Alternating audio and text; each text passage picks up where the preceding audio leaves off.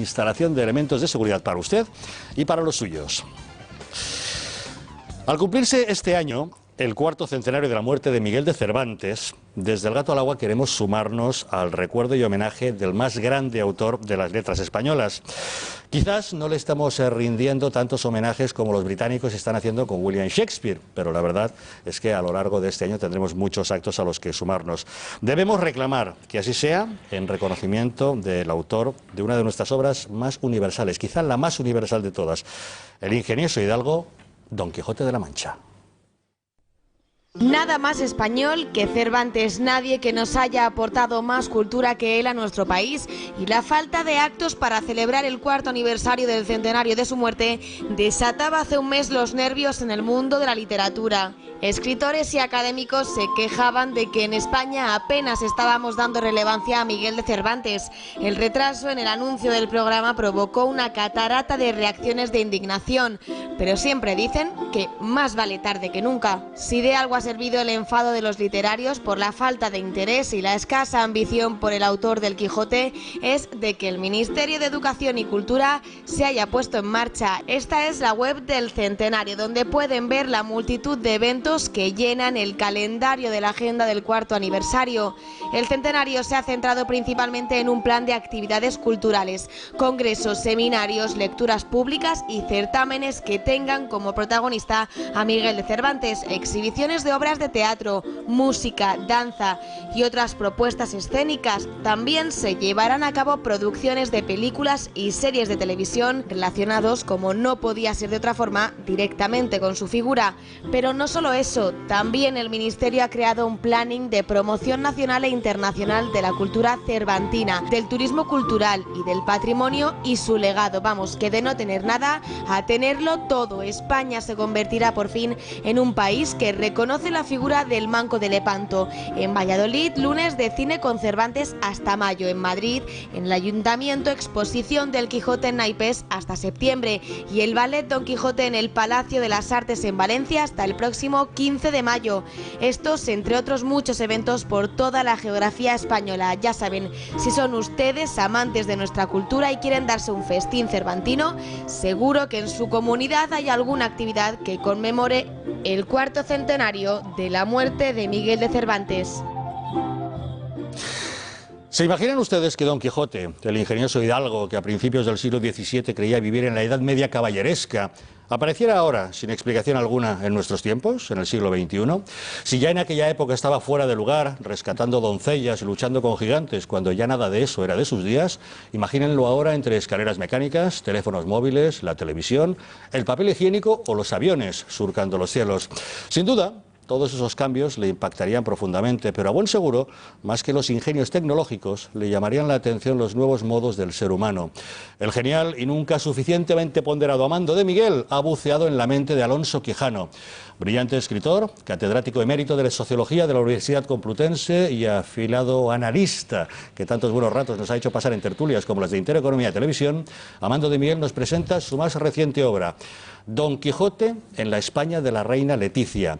La novela no es solo un delicioso entretenimiento literario, es también una profunda reflexión que debería hacernos pensar acerca de nuestra sociedad y en lo que nos hemos convertido. Maestro Amando de Miguel, muy buenas noches. Muy buenas. Hemos de decir que un buen día, el bueno de Sancho, profesor de lengua y literatura en el Instituto de Esquivias, así llamado por descender del mítico Sancho Panza, recibe el encargo de ocuparse de un indigente de unos 60 años que ha aparecido sin saberse de dónde y que dice responder al nombre de Alonso Quijano. A partir de ahí, don Amando, ¿cómo descubre nuestro Quijote el siglo en el que le ha tocado reaparecer? Es una historia fantástica, claro está, porque es un viaje en el tiempo.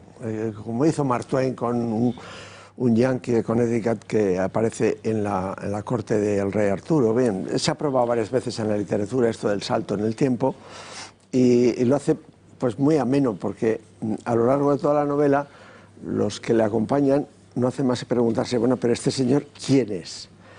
Porque claro, no nos vamos a creer que literalmente viene del siglo XVII y entonces hay distintas hipótesis para averiguar quién es, y el lector pues va viendo datos y seguramente se hará su composición de lugar de quién es este Don Quijote. Una cosa es cierta, que sabe mucho de Cervantes, sabe mucho del siglo XVII y habla como en el siglo XVII. ¿Y ante qué ingenios tecnológicos se muestra nuestro Quijote más sorprendido en este siglo XXI? Bueno, le fascina la televisión, claro está, y las redes sociales. Enseguida se chapuza en la televisión, en las redes sociales, y lo aprende enseguida. Y Sancho, el catedrático de instituto que la acompaña, dice, es que es muy raro que aprenda tan rápidamente estas cosas, ¿no? Las aprende rápidamente, viene del siglo XVII y lo aprende. Pero más que ese choque, que es gracioso, porque, pues eso, como contempla los grafitis o la gente corriendo sin ton ni son, que no lo entiende, o porque hay tanta gente que se mueve continuamente y no se choca. Dice, estos de Madrid van continuamente de un lado para otro y no se choca a nadie. Y bueno, aparte de estas observaciones, él hace algunas, además, por ejemplo, dice, qué bien se ha conservado la moda del color negro, que introdujo Felipe II, porque había en la corte, la clase alta llevaba el color negro porque era un tinte que traían de América que no tenían el resto de Europa, era un tinte muy caro. O sea, la ropa negra era la más cara, no es por austeridad, por lo que Felipe II se vestía de negro, sino porque tenía el tinte que no tenía nadie. Y eso se va a mantener. Y dice don Alonso Quijano, dice, qué maravilla que se haya conservado esta costumbre, ¿no? O la costumbre del vale, que los latinos lo decían como despedida, dice, qué bien, han vuelto al mundo clásico, todo el mundo dice vale, en fin. Claro, es un ingenuo, pero por otro lado es un crítico de todo lo que observa. Para empezar, la acción sucede en este verano del año 2016. Ajá. O sea que me anticipo lo que va a suceder, claro. Pero ya lo primero que critica es las celebraciones del cuarto centenario, que dicen, esto es una lástima, ¿no? Lo acabamos de ver en el vídeo. Sí, son solo en un tablado, en un escenario. Todas las celebraciones, excepto esta tertulia ahora, consisten en subirse a un tablado y hacer representaciones, porque la cultura en España se entiende como espectáculo, que es para lo que se dan subvenciones. Y todo eso lo critica... Esa es la diferencia que encontramos con los británicos y el mismo aniversario de Shakespeare, por ejemplo, donde llevan ya un montón de tiempo entre grandes oropeles de celebración. Aquí aparece Shakespeare también, porque Don Quijote nos revela que Shakespeare y Cervantes se vieron en Valladolid. Y son coetáneos, murieron el mismo año. Murieron por los mismos días, además. No el mismo día, como se dice, porque en Inglaterra había otro calendario, pero... De todos modos, nuestro Alonso Quijano, más que verse maravillado ante los avances tecnológicos en el siglo XXI, de lo que se queda muy sorprendido es de la locura en la que se ha instalado el ser humano. Exacto. Él dice, bueno, yo estaría loco y tal, pero sí, tenía manías, en fin, y además ya me he curado, es decir, que él aparece al final de su vida cuando se cura, y es muy sensato. Aunque le dan ramalazos, y ahí está la parte dramática, porque un ramalazo es el síndrome de los galeotes, que él quiere liberar a los sin papeles y quiere acaudillar el movimiento de los sin papeles, pero se tropieza con los yihadistas y al final, bueno, no voy a revelar el final, pero hay un drama con el yihadismo, ¿no?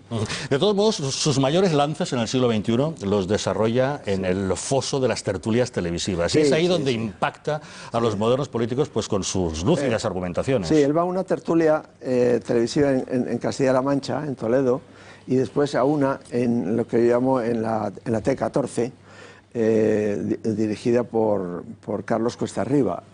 En fin, le voy dando, porque empleo la técnica que empleó Cervantes de introducir personajes reales en la historia, y eso le da una verisimilitud extraordinaria, porque a la gente enseguida descubre quiénes son los tertulianos, que hablan con todos los tics naturalmente que tienen en las tertulias, y invitan a don Alonso a una tertulia, a esa de El Acabose, la llamo yo, a la tertulia del Acabose, y él, claro, se divierte muchísimo, porque, por ejemplo, a lo largo de la tertulia no hace más que pegarse los tertulianos y quitarse la palabra, introducir para no dejar hablar al otro. Como podría estar pasando aquí, vamos. No, esta no, porque esta es muy disciplinada, que ya me lo sé yo. Bien, bien. ¿Y cómo se siente un literato maestro esto de buceando en el universo cervantino? Fácil no es un reto. Es difícil, la verdad es que, porque hay un juego de lenguajes. Otra cosa que descubrió Cervantes es que los personajes de una historia, como en la vida real,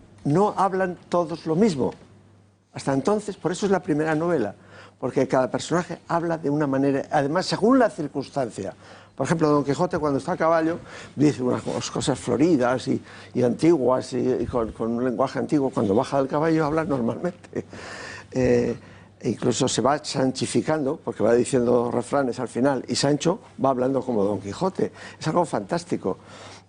Bueno, pues sigo ese contraste de lenguajes. Los personajes hablan como son. Por ejemplo, hay una entrevista con el Ministerio de Cultura para todo esto de las celebraciones, y yo creo que es hilarante, porque es cómo hablan los altos directivos del Ministerio de Cultura, ¿no?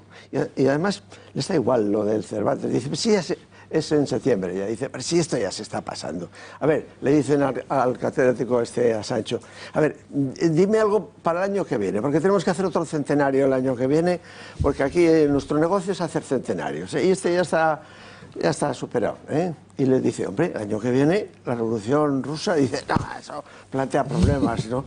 Dice, hombre, pues el primer centenario de Platero y yo, de Juan Ramón Jiménez, dice, oye, eso nos viene muy bien, venga, ¿por qué no te ocupas de prepararlo?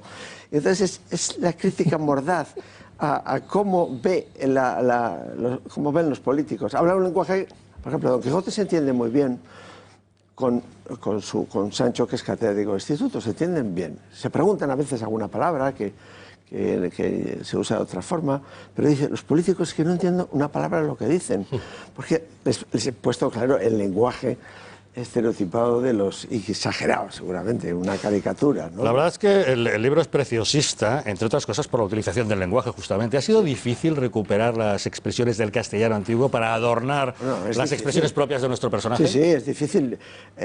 Don Quijote tiene que hablar con las palabras del siglo XVII, que además se saben perfectamente, porque hay el Tesoro de Covarrubias es el primer diccionario que se hace en España, es coetáneo del Quijote, los primeros años del siglo XVII, y es un diccionario donde están todas las palabras que entonces, con la significación que tenían. La verdad es que para este menester viene muy bien el glosario que se adjunta al final del libro, en el que vienen esas expresiones antiguas mezcladas con las ultramodernas. Que tampoco están en el diccionario por ser ultramodernas, ¿eh? Ajá.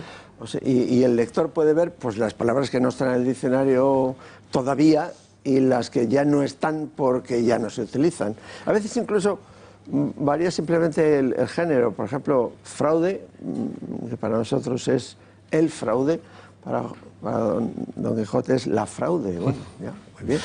Profesor, ¿y qué conclusión sacare el que leyere tamaña obra? Primero, que se va a divertir mucho como se divirtieron los lectores del Quijote, porque está hecho en la misma línea de parodia, cómica, tiene una parte cómica y otra dramática, como el Quijote también tiene una parte cómica y otra dramática. Es decir, en el fondo es una imitación o una parodia del Quijote, como a su vez el Quijote fue una parodia de los libros de caballerías, que acabó con ellos. Los libros de caballerías hasta el Quijote eran como las revistas del corazón o los programas del corazón. Era lo que a todo el mundo le apetecía. Y desde el Quijote le hizo tal crítica que eso se acabó. Ya no se editaron más los Amadises de Gaula y todos, en fin, los libros de caballerías, y acabó con ellos. Y en cambio la gente se aficionó al Quijote, que tuvo un éxito extraordinario. Nadie se lo pudo imaginar. Se tradujo enseguida al inglés, y Shakespeare pudo leer una traducción del inglés porque no sabía español, e hizo una obra sobre el Quijote que se ha perdido, lamentablemente, una obra de teatro que hizo Shakespeare, se perdió en el incendio de su teatro en Londres, y cuenta, revela cosas que claro, los cervantistas que hablan con él tratan de cogerle, pero no le cogen porque él sabe más. Y les dice, por ejemplo, acabamos de ver el famoso retrato de Cervantes, que está en la Real Academia, y dice, eso es falso, eso es falso. Y dice, pero ¿no hay ningún retrato? Y dice, sí, pero ¿no sabéis aprovecharlo? Está en el entierro del conde de Orgaz. Una de las figuras es Cervantes, porque era muy amigo del Greco. Y entonces le pintó allí, como le pintó al hijo del Greco, y le pintó, en fin, a los amigos. Y al igual que los gigantes, cosas, ¿no? al igual que los gigantes se disfrazaban de molinos, sí. ¿Es la vida actual un enorme trampantojo en el que el sistema oculta la auténtica realidad humana? Pues sí, porque los molinos, en la portada están los molinos eólicos estos, porque efectivamente ahora tenemos los molinos, que es la técnica deshumanizante. Los molinos entonces, ahora, claro, forman parte de la tradición del paisaje de Castilla-La Mancha, pero no eran tradicionales en España. Se acababan de montar por primera vez por por los holandeses. Es decir, nadie había visto molinos todavía. Era una cosa novedosísima, eran como ahora los eólicos, la última tecnología. Por eso se entiende que al pobre Don Quijote aquello le parezcan gigantes, o sea, no los había visto nunca, eso hay que decirlo. Pero como digo, lo fundamental es la sustancia, aparte de lo cómico, la sustancia de la crítica social y política que hay en el libro, como en el Quijote. Es decir, que Don Quijote viaja a través de los siglos para demostrarnos lo ridículo y estéril de muchas de las actitudes humanas actuales. Exacto, sí señor. Por ejemplo, empieza con lo de los móviles y dice, los llama espejuelos, dice, veo a todo el mundo ensimismado con los espejuelos, los tocan, los ponen en el oído, tocan con los dedos. Y es una cosa mágica, supongo, ¿no? Porque es algo mágico. O las tabletas, no solamente los móviles. Y eso le llama mucho la atención. Pero luego él se aficiona. Y cuando le dicen, con un móvil uno puede hablar con toda la población del mundo, uno tras otro, sin parar. Pues vaya lío, ¿no? Y le dice, pero se volverán locos, ¿no? Porque si pueden hablar con todo el mundo, y por ejemplo va a Toledo y ve Toledo lleno de gente. Claro, él Toledo sí lo recuerda como él lo recordaba, porque ha cambiado poco Toledo, ¿no? Pero Madrid no lo reconoce. El barrio de las Letras dice, no sé, esto no, yo no lo reconozco, ¿no? Porque la calle de las Huertas era la muralla, el murete, que separaba la ciudad del campo, ¿no? Y, pues claro, la calle de las Huertas ahora no parece eso, está lleno de bares de copas y en fin. Esto. Una cosa que le llama la atención, están siempre comiendo y bebiendo los españoles. En la calle, claro, va a Toledo y ve la plaza de Zócalo, a ver, toda llena de gente comiendo y bebiendo, y en todas partes, ¿no? Y eso de comer era una cosa muy recatada, si se ven los cuadros de Velázquez, pues era una cosa tan austera, la merienda y la cena, una cosa... Y más allá de este personaje trasladado al siglo XXI, don Amando, ¿los españoles valoramos y admiramos a Miguel de Cervantes tanto como merece? Pues se le valora más fuera de España, ha sido siempre. Por ejemplo, en Rusia muchísimo. La mujer de Lenin tradujo y comentó el Quijote al ruso, porque era una experta en Cervantes, por ejemplo. La mujer de Lenin, es gente culta estos de Lenin, porque a veces se comparan estos de Podemos con los de Lenin, y dice, un momento, es que aquí eran personas muy cultas, no, con independencia de que también hicieran, en fin, destituciones de los compañeros, purgas y eso, pero eran muy cultos, Y efectivamente, por lo que sea, desde el principio, la obra de Cervantes tuvo éxito fuera de España. En España también lo tuvo, pero se perdió en el siglo XVIII mucho la influencia de Cervantes. Se recobró a finales del XIX y en el XX se ha recobrado muchísimo. Nadie es profeta en su tierra, ¿no, Ricardo? Oye, Amando, no, nadie es profeta en su tierra y que se lo digan... Que se lo digan a Cervantes hoy comparado con Shakespeare. Y que se lo digan a Don Quijote. Pero antes has dicho, yo tengo dos cosas para plantear.